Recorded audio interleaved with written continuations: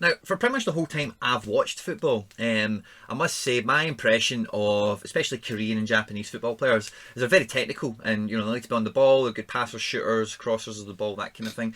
And the stats when you look into them, for SoRare reasons, kind of stacks up with that. There's a lot of really talented players in these leagues that play in midfield, and again, like everything else we've been speaking about in the playlist, at the moment being off season, you can catch them so far undervalued.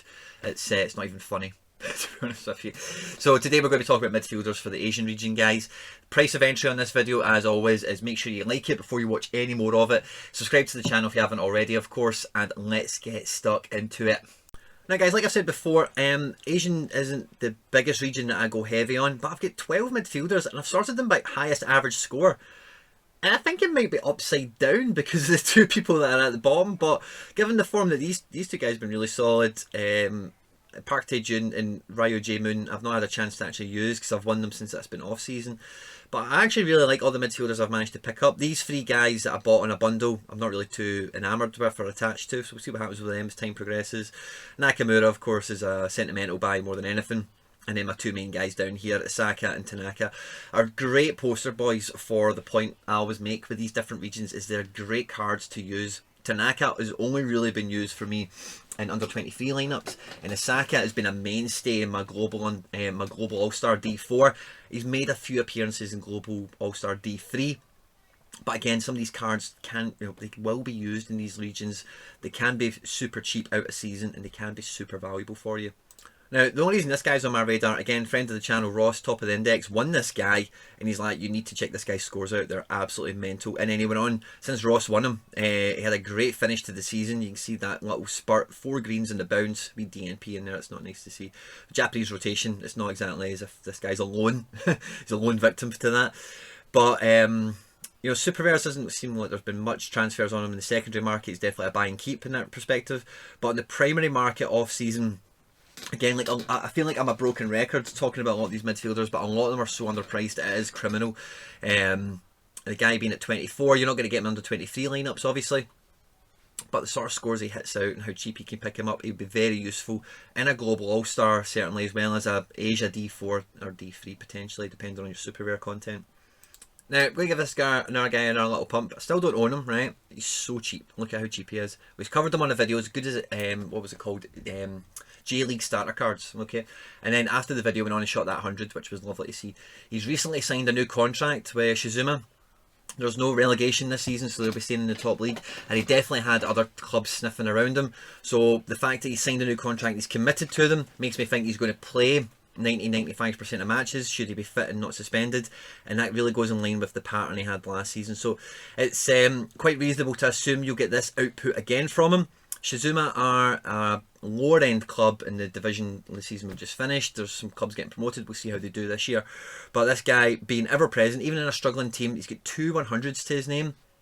So he's definitely somebody at, what are you talking about, 15 quid, 20 quid is an absolute bargain. Now, when I came across this guy, the first thing I thought was, this guy is the Korean Dorsch, just in terms of the price banding, you'll find him on in the market. Yeah, he's not cheap, this guy. Primary market, looks like he's been kind of taken away. He's not really had any more auctions. He's only got 28 rares, so that might change. SoRare go through little spurts of cards. He's not had one in a while. But look at these scores, man. He is incredibly powerful. The K-League has some players like this, and most of them are, not Korean.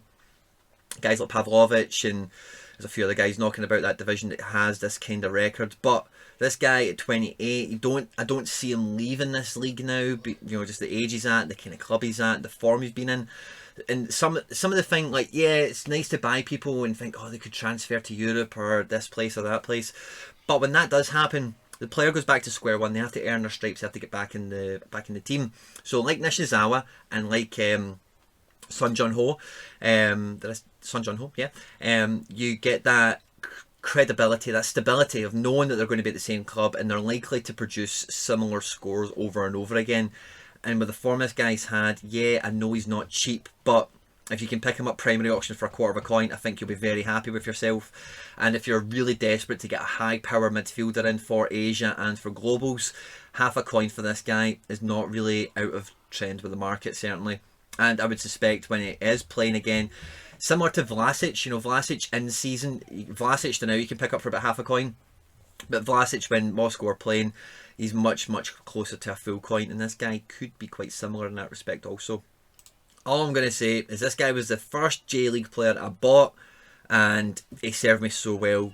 Global All-Star was a main feature for him. He done well for me in an Asia D3, and he's done very well for me in Asia D4.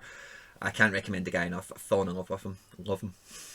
Now, for Kawasaki Frontale, the obvious midfielder to talk about would be Eo Tanaka, right? So you can imagine I've spoken about him already if you want, but this guy is a little bit, because Eo Tanaka is like the main kind of star of that team in terms of, from my perspective anyway, you know, correct me if I'm wrong, but this guy has made a massive contribution to them winning the league this year.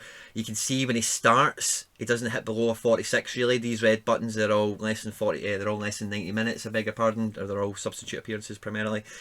He's involved in goals and assists. He's got a great scattering of greens. I mean, you compare him to the K-League guy we just looked at, Sun Jun Ho. This guy's half the price, 5-6 years younger, 4 years younger, depending on how the birthdays all land and whatever, and about half the price.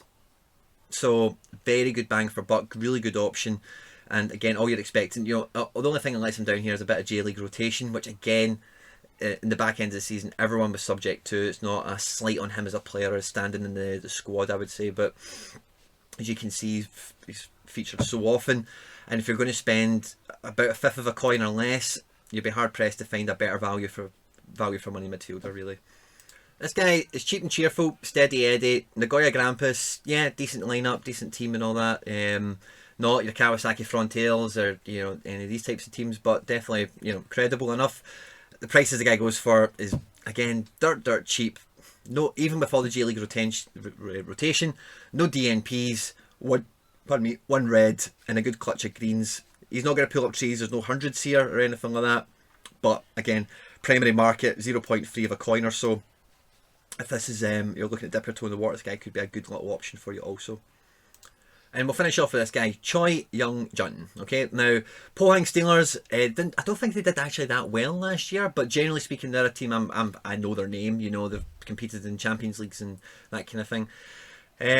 He's not got a lot of an average. There's not been many people actually selling him in the off season. A lot of people have been keeping a hold of him, and you can see his last 5, 15, 40 scores are all solid. And again, even with some rotation here and there, he's not suffered too much. Very solid set of scores. And if you are going to find one on the primary market or even the secondary market, this guy, if you're able to get him for, you know, 0.2, you know, a tenner, great value for money, definitely, for tenner, no problem at all, paying that kind of price.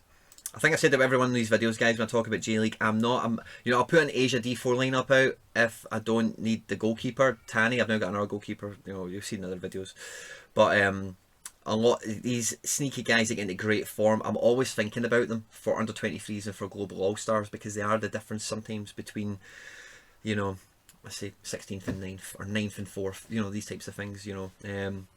So if you haven't dipped your toe in the water yet, the names put you off, yeah, I get it. It's not a league you're familiar with, it's not something, you don't even recognise some of the clubs, you don't have that feel for who's the Man United or, you know, that kind of thing. Yeah, I get it. Hopefully this video has helped you in some way to see that, oh, do you know what, once you scratch beneath the surface, you know, because when I first got on the J-League, when it IPO'd, I basically just went through the league, researched it as much as I possibly could, and I picked up like 7 players quite quickly, and all of them were valuable to me, you know. So if you spend a little bit of time, you can definitely unearth some gems, and then if you go and win some other ones that are pleasant surprises like I have, then all the better. If you've enjoyed the video, guys, make sure you do like it, of course, subscribe. If you haven't joined the platform yet, I don't even know why you're watching this video, but the link's down below. Stay out of trouble, guys, and I will catch you on the next one. Take care, bye bye.